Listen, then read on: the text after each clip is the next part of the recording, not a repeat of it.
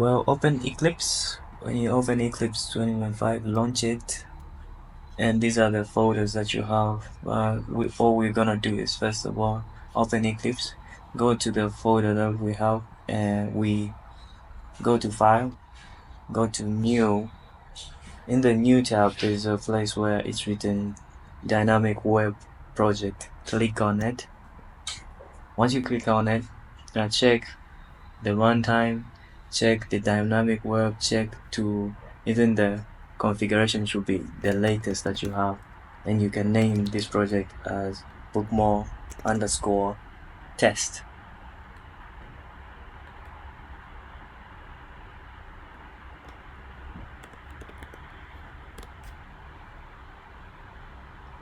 Make sure you finish everything. Once everything is loaded up, you have to open the project Bookmall. When you open, go to Java resources. You open Java resources. This path, you open Java resources, and you go to your folder, the folder that you want to import. You go to CRC. You go into main, then you go to Java. Inside Java, copy the code. Just copy it. You right click onto it. You copy, Control C or copy. You go into Eclipse under Java resources and CR. You right click into it, then you paste the code inside. And once you paste the code, you open to verify if it's there. But in your code, there gonna be some errors in this controller. The COM controllers, there gonna be some errors. Just ignore it for now. But we're gonna concentrate on DV unit. So the next one, we're gonna copy all the JSP files into web app. So we go back into the folder into the folder, we go back, we go to web app. We copy everything. We open, we copy everything, because some folder web info has the connection and everything. So we copy and we go into Eclipse web. We paste the folders for JFC folders, and also you have to override it all. Override all. And once they are there, you verify. You go to web info, and once you go to web info, you're gonna find a lib folder. You right click on the connection, MySQL connection. You add to build, so that you can configure the workplace. When it's configured, you have to now create a database in MySQL. That will serve as a connection point. But remember, we created the database. We are changing the database to a different name.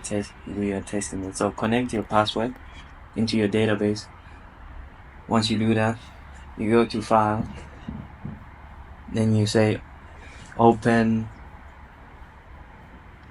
SQL script. And you locate to where the project is, the script. This is the script, and here we're gonna modify the underscore. We're gonna put Bookmall underscore test, and also the next one, use underscore test. Then we're gonna also modify. We're gonna install some values like user. We're gonna modify them to like let's say 1.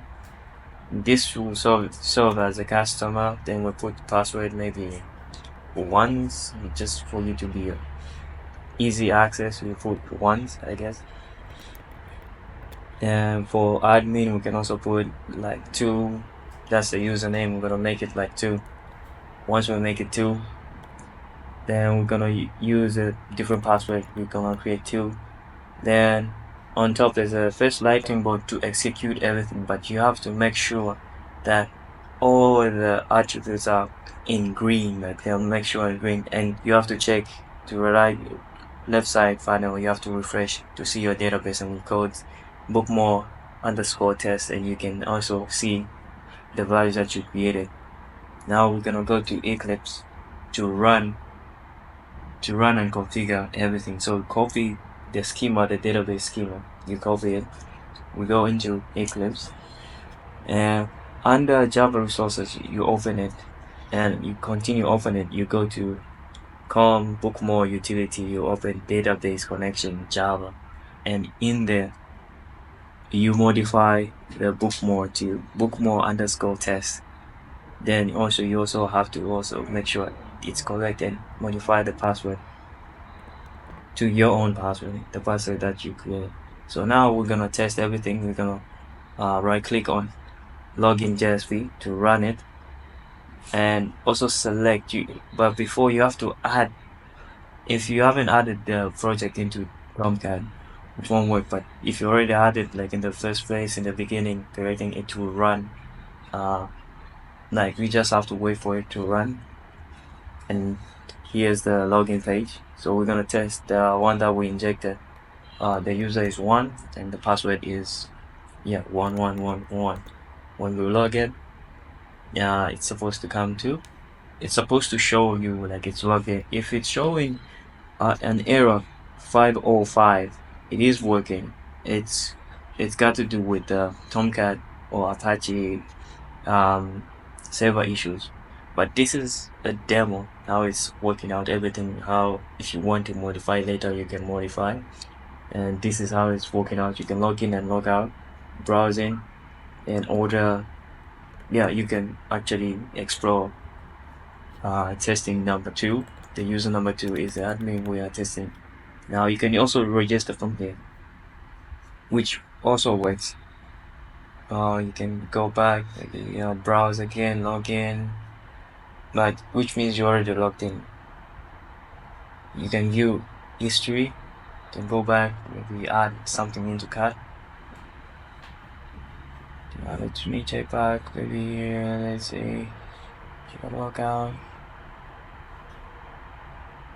browse, go browse, view details. You can add maybe how many amounts you want, add to cart. You can continue shopping and add another book if you like, add to cart, and you can continue maybe one more, and we can view everything, add or minus. If you don't like, then add to cart. And we can now proceed to check out. Why not, like, let's add one more, see how it's gonna be, and proceed to check out. You can view my orders and press view. They need to show all the orders that you made, total and pending and everything. And you can also check in the let's check into the MySQL workbench if it's showing that we did record some values into it.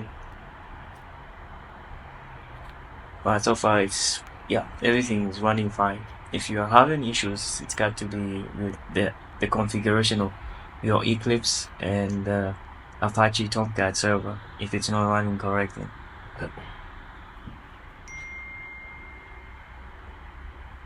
Not bad. I just got some messages. So let's configure something now. You can go back and you can log in, log out, and also check the SQL database if everything is working fine. So in the database, I'll show you like some values have been added, and also other items. These are the other items we purchased in the array. If everything is shown up here, and it's working fine, everything is working fine. Thank you for tuning in.